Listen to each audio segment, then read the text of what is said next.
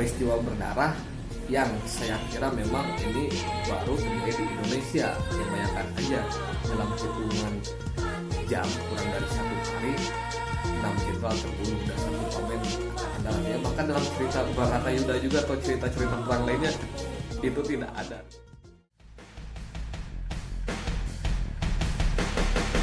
Aku tak butuh pengertianmu.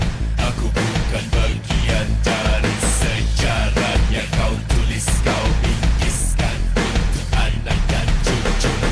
Aku tak butuh penjelasanmu. Aku bukan bagian dari kebanggaan yang membuat kita tak berpenghasilan. Nasionalisme adalah tempat tinggal yang kita bela. Nasionalisme untuk negara ini adalah pertanyaan. Nasionalisme untuk negara ini menuju kehancuran. Nasionalisme menuntun bangsa kami menuju kehancuran. Assalamualaikum warahmatullahi wabarakatuh. Selamat siang teman-teman yang berbahagia.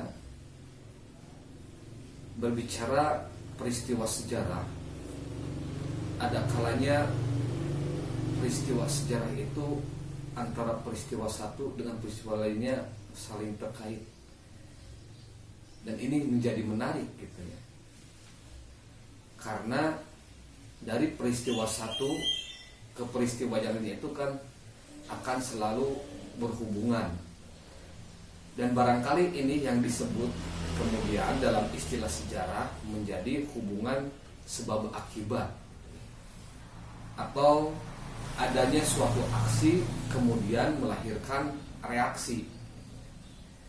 Saya kira ini tidak ada salahnya juga ketika ditempatkan ketika kita berbicara mengenai sistem pemerintahan atau sejarah politik di Indonesia.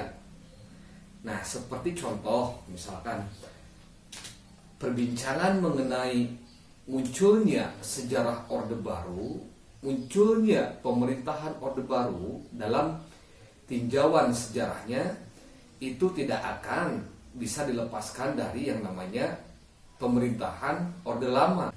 Untuk itu, sebelum kita membahas lebih jauh lagi tentang bagaimana sih kronologis munculnya pemerintahan Orde Baru dalam perspektif sejarah, ya alangkah lebih baiknya kita sekarang memahami dulu, menyamakan dulu persepsi bahwa apa yang disebut dengan Orde Lama, apa yang disebut dengan Orde Baru gitu ya. Meskipun saya rasa bahwa ketika kita berbicara mengenai konsep itu, banyak di antara saudara-saudara, teman-teman yang memang sudah paham gitu ya, sudah mengetahui terkait dengan dua konsep tadi itu ya, konsep Orde Lama dan Orde Baru gitu ya. Tapi ya tidak ada salahnya ketika sekarang saya menyampaikan terlebih dahulu gitu ya.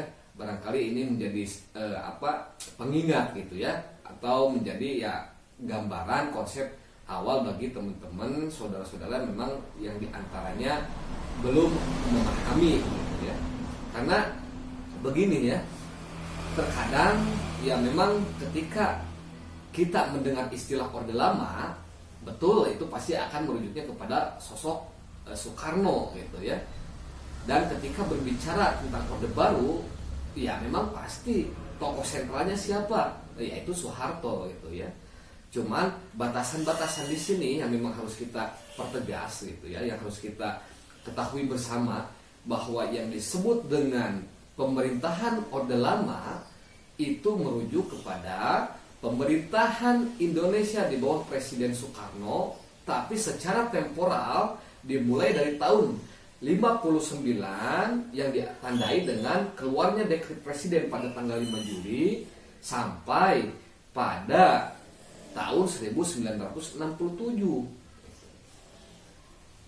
Nah, karena memang selama ini kalau kita berbicara pemerintahan Soekarno itu ya mau tidak mau harus diawalnya dari tahun 45, tepatnya 1 hari setelah Indonesia melangsungkan proklamasi kemerdekaannya, yakni berdasarkan hasil sidang PPKI pertama 8 Agustus 1945, Soekarno dan Muhammad Hatta diangkat menjadi presiden dan wakil presiden yang pertama di Indonesia. Ya. Tapi dalam konteks sejarah bahwa yang disebut dengan pemerintahan Orde Lama dimulainya tidak dari tahun 45. Mengapa demikian? Ya karena biasanya disebut dengan pembabakan masa revolusi untuk tahun 45 sampai 49. Dikatakan sebagai periode revolusi atau masa revolusi karena memang saat itu ya meskipun sudah melangsungkan proklamasi kemerdekaannya, tapi ancaman dari barat dalam hal ini nikah dan sekutu itu belum berarti sudah tidak ada. Maka periode-periode itu memang periode-periode di mana bahwa dalam historiografi Indonesia banyak dilumuri dengan peristiwa-peristiwa perang. Kemudian dari tahun 49 ke tahun 50 itu di mana sistem pemerintahan Indonesia secara konstitusi disebut dengan pemerintahan Republik Indonesia Serikat. Kemudian dari tahun 50 sampai tahun 59 itu disebut dengan Indonesia periode demokrasi liberal, gitu ya.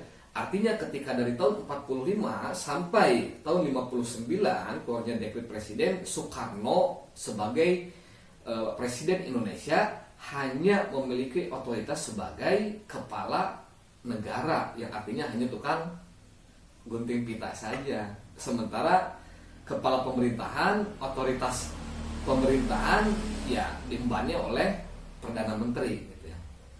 Nah maka dengan keluarnya dekret presiden tahun 59 pada tanggal 5 Juli sampai tahun 1967, nah bahwa Soekarno sebagai presiden Indonesia bukan hanya memiliki otoritas selaku kepala negara saja, melainkan juga sebagai kepala pemerintahan, yang artinya secara kekuasaan politik itu memiliki otoritas yang penuh, ya. Nah itu barangkali pendadaran mengenai konsep Orde Lama, gitu ya, yang kemudian kenapa diambilnya dari tahun 59, gitu ya.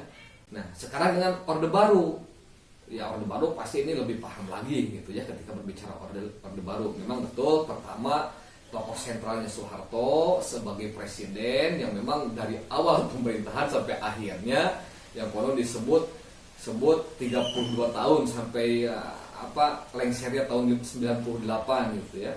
Cuman di sini yang memang harus ditegaskan juga terkait dengan Orde Baru bahwa Soeharto sebelum diangkat menjadi presiden berdasarkan sidang MPR S nomor 5 tahun 68. Nah, sebelumnya Soeharto diangkat dulu menjadi pejabat presiden. Yang artinya apa? Secara kekuasaan politik Soeharto itu sudah memiliki otoritas politik dari tahun 67. Meskipun dari 67 sampai 68 sebetulnya itu kedudukannya sebagai pejabat presiden. Baru dari tahun 68 sampai tahun 98 Soeharto posisinya sebagai presiden, artinya kekuasaan politiknya betul-betul full 100%, baik dilihat secara de facto ataupun secara legal formil atau de jure, gitu ya. Nah barangkali itu mengenai konsep terkait dengan Orde Lama dan Orde Baru, gitu ya. Jadi agar kita tidak keliru, gitu ya, kenapa ini perlunya dikemukakan atau dibahas terlebih dahulu, gitu ya. Nah, berbicara mengenai transisi kekuasaan dari Orde Lama ke Orde Baru, gitu ya.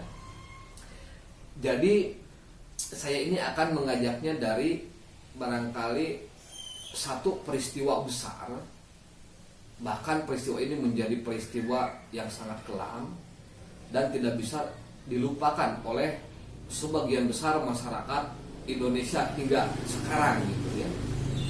Apa peristiwa itu? G30S, ya. atau gerakan 30 September. Nah, tapi ini saya kira memang pembahasannya bisa jadi agak ke belakang lagi gitu ya ketika berbicara mengenai peristiwa G30S gitu ya.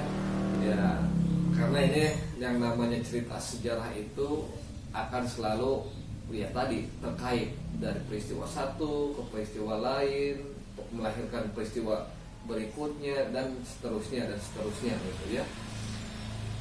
Tapi yang jadi alur berpikirnya memang kita harus mau tidak mau gitu ya, ketika berbicara tentang G30S juga harus disinggung mengenai serangkaian kejadian atau fenomena atau peristiwa sebelum munculnya gerakan G30S. Paling tidak kita mengawalinya atau memahami kondisi sosial politik Indonesia pasca pemilu pertama diselenggarakan, yaitu tahun 55 ya. Karena apa?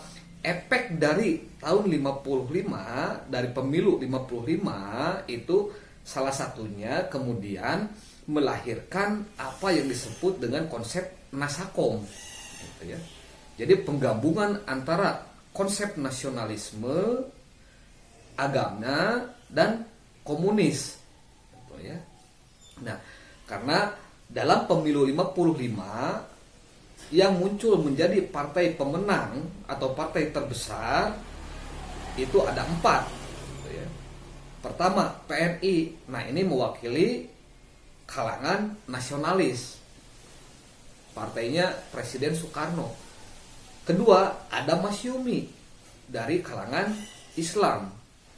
Ketiga ada NU. Nah, saat itu NU memang sudah keluar dari Masyumi, lalu mendirikan partai sendiri, Partai Nahdlatul Ulama. Dan yang keempat ada Partai Komunis atau PKI. Nah, dari konsep Nasakom itu mewakili, merepresentasikan kekuatan besar dalam politik di Indonesia saat itu, gitu ya. Jadi ada kalangan nasionalis, konsep nasionalis, konsep agama dan konsep komunis. Ya, lalu disingkat menjadi Nasakom gitu ya. Nah, selain 3 kekuatan itu ada juga kekuatan politik saat itu, yakni kekuatan ABRI. Nah, dan ABRI memang sejak bangsa ini merdeka memang memiliki juga atau memainkan juga peranan sosial politiknya gitu ya, memainkan peranan sosial politiknya meskipun saat itu sebetulnya belum muncul istilah duit fungsi ABRI.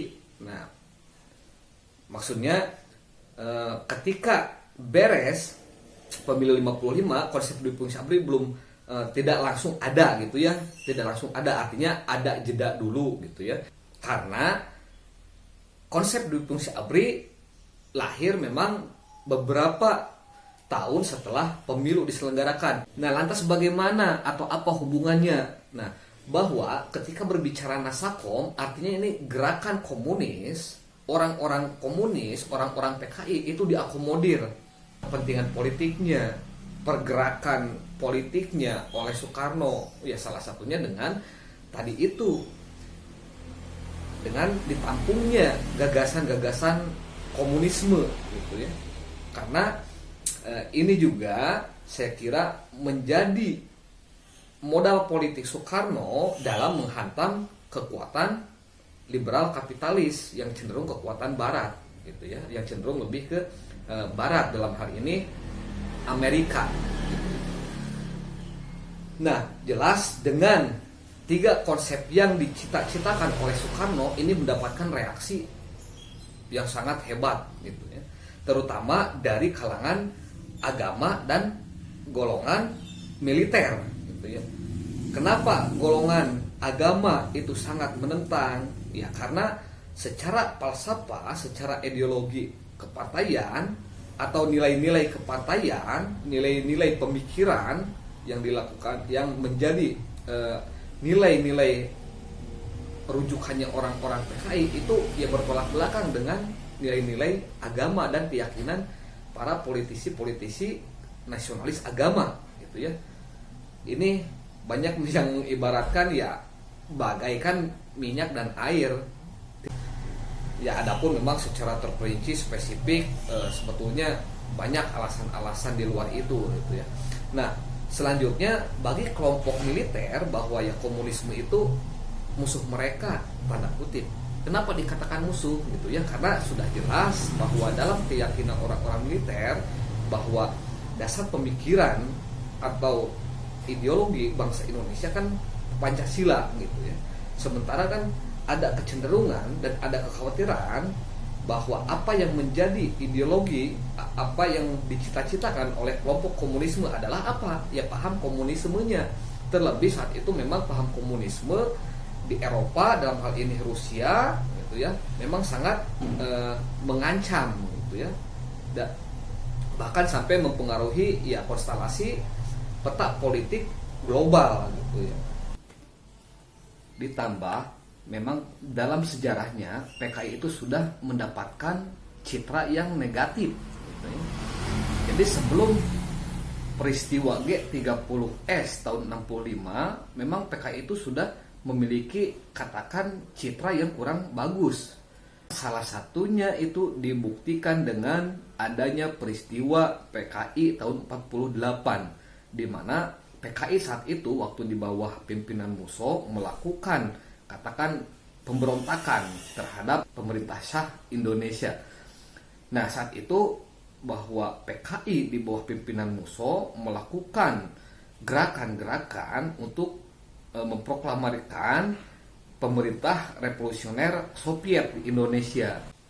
Dan memang Soekarno secara terang-terangan merangkul PKI, malah itu diucapkan dalam pidatonya ketika hari ulang tahun PKI pada tanggal 23 Mei 1965. Saat itu Soekarno dalam pidatonya mengucapkan bahwa saya sebagai pemimpin besar revolusi dan sebagai presiden mandataris merangkul PKI. Karena siapa yang meragukan PKI? Saat itu PKI memiliki massa 3 juta. Kader PKI itu 3 juta tersebar di seluruh Nusantara. Belum lagi ditambah simpatisan-simpatisannya, dan ini yang jauh lebih besar. Di bukunya Sulastomo itu memang disebutkan bahwa kader PKI itu berjumlah 3 juta dan simpatisannya ada 20 juta. Judul bukunya Hari-hari Panjang Masa Transisi dari Orde Lama ke Orde Baru, sebuah memoir gitu ya.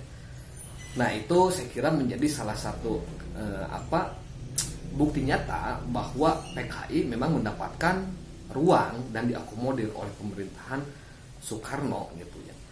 Lanjut kita berbicara mengenai militer atau menyinggung terkait dengan militer. Memang militer ini menjadi unik kalau di Indonesia karena ya kenapa alasan militer seakan-akan selalu mengurusi atau ingin terlibat di dalam penentuan kebijakan politik atau sistem politik di Indonesia gitu, yang seakan-akan memang ini kan menjadi salah satu sikap yang dianggap tanda kutipnya menyeleweng gitu ya, karena TNI kan harus profesional, dia harus menjalankan suatu tugas pokok itu yaitu mengawal negara gitu. Sementara di Indonesia malah masuk ke dalam sistem pemerintahan, kegiatan-kegiatan yang berhubungan dengan sosial ekonomi yang intinya memang di luar rel pokoknya, tugas pokoknya gitu. Nah, ada alasan historis yang menyebabkan kenapa tentara atau militer di Indonesia itu selalu terlibat ke dalam wilayah politik atau ke masalah urusan sosial politik, karena TNI ya merasa dirinya sudah berjasa besar, berkontribusi yang melahirkan Indonesia menjadi negara berdaulat. Karena yang harus kita pahami juga dan harus kita terima fakta sejarahnya bahwa kemerdekaan Indonesia itu kan bukan hasil pemberian, melainkan hasil merebut atau hasil perjuangan. Dan perjuangan di sini ya salah satunya perjuangan bersenjata yang dilakukan oleh orang-orang militer. Gitu. Nah dari sanalah karena memang merasa dirinya sebagai anak kandung revolusi, yang kalau dalam bahasa Prof. Ulf Sundausen itu, ya TNI itu dilahirkan bukan melalui sistem politik yang didominasi oleh kelompok sipil, melahirkan oleh keadaan yang memang berkecamuk saat itu di tengah kobaran perang melawan sekutu. Nah, dengan landasan histori itu, maka TNI selalu ingin mengurusi dan ikut terlibat dalam penentuan ya nasib bangsa Indonesia melalui kegiatan-kegiatan politik gitu. Dan sikap-sikap ini semakin dikukuhkan, semakin mendapatkan seolah-olah legitimasi ya ketika disepakatinya gagasan duwi fungsi ABRI yang dikeluarkan, yang diusulkan oleh Jenderal Abdul Halis Nasution pada tahun 57. Nah, maka dari sanalah mulai secara masif, sistematis bahwa militer dalam hal ini ABRI memang terlibat juga di dalam sistem politik Indonesia. Dengan munculnya orang-orang militer dan terlibatnya orang-orang militer dalam sistem politik ini semakin juga menjadikan keadaan atmosfer politik, kondisi sosial politik Indonesia itu cukup hangat juga, menjadi riak gitu ya. Nah, dalam hal ini riaknya kondisi sosial politik atau panasnya suhu sosial politik di Indonesia itu memang dalam rangka ya sama-sama untuk menjegal kekuatan PKI gitu ya. Jadi kalau bisa dikatakan bahwa kelompok nasional agama itu dengan militer itu memang agak bersamaan gitu ya, karena memiliki satu visi, memiliki istilahnya tujuan taktis yang sama gitu dengan militer gitu. Nah, keadaan sosial politik di Indonesia gitu, di semenjak pasca pemilu itu semakin runyam ketika Indonesia melakukan konfrontasi dengan Malaysia. Kenapa? Ya karena di sini juga kita berbicara mengenai bagaimana konstelasi politik luar negeri yang pada akhirnya memiliki hubungan atau mempengaruhi terhadap atmosfer politik di Indonesia. Karena saat itu bahwa Amerika ketika setelah Perang Dunia II dan masuk ke Perang Dingin itu kan tengah ini juga berkonfrontasi dengan Soviet. Nah, Amerika saat itu ingin menjadikan Malaysia sebagai negara boneka. Dalam menghadapi Amerika yang seperti itu, ya Soekarno menyatakan sikap berkonfrontasi dengan Malaysia. Nah, salah satunya juga muncul ide dari PKI untuk alih-alihnya, alasannya untuk memperkuat basis pertahanan, untuk memobilisasi massa. Maka PKI mengusulkan agar buruh tani dipersenjatai gitu. Ini dalam rangka, menurut PKI gitu, alasan PKI dalam rangka untuk memperkuat ya basis pertahanan di Indonesia gitu, masyarakat Indonesia. Maka mengusulkan bahwa agar buruh dan tani dipersenjatai gitu. Dan ini memang sudah diamini oleh Cina, karena Perdana Menteri Cina Zhou Enlai itu memang berjanji dan mengamini akan mengirimkan 1000 pucuk senjata dalam rangka ya membekali para buruh dan tani di Indonesia untuk dilatih, dididik secara militer gitu. Nah, jelas karena konsep yang demikian ini mendapatkan penolakan yang luar biasa dari TNI AD khususnya ya, atau umumnya dari kelompok militer. Jelas. Karena ya ketika misalkan dibentuk angkatan kelima, buruh tani dipersenjatai, ini justru akan membuat keadaan semakin runyam. Bahkan dalam penugasan pun nanti fakta di lapangan untuk konteks pertahanan darat ya akan mengalami tumpang tindih. Dan lebih-lebih ini dalam anggapan orang-orang militer menjadi salah satu ya strategi orang-orang PKI untuk mempersiapkan revolusi di Indonesia gitu ya. Revolusi di Indonesia ya sebagaimana misalkan ketika terjadinya revolusi di Rusia kan itu digulingkan gitu ya. Tsar Nicholas II itu digulingkan, yang awalnya berbentuk monarki menjadi negara komunis gitu. Dan memang pola-polanya seperti itu gitu ya. Nah, dari gesekan-gesekan itu atau dari kenyataan kondisi sosial politik saat itu yang sedemikian runyamnya dan cukup gelap, cukup panas gitu. Nah, singkatnya nanti berujung kepada peristiwa G30S, peristiwa berdarah yang saya kira memang ini baru terjadi di Indonesia. Yang bayangkan saja dalam hitungan jam kurang dari 1 hari 6 jenderal terbunuh dan 1 pamen angkatan darat ya. Bahkan dalam cerita Baratayuda juga atau cerita-cerita perang lainnya itu belum ada belum pernah dipisahkan gitu ya.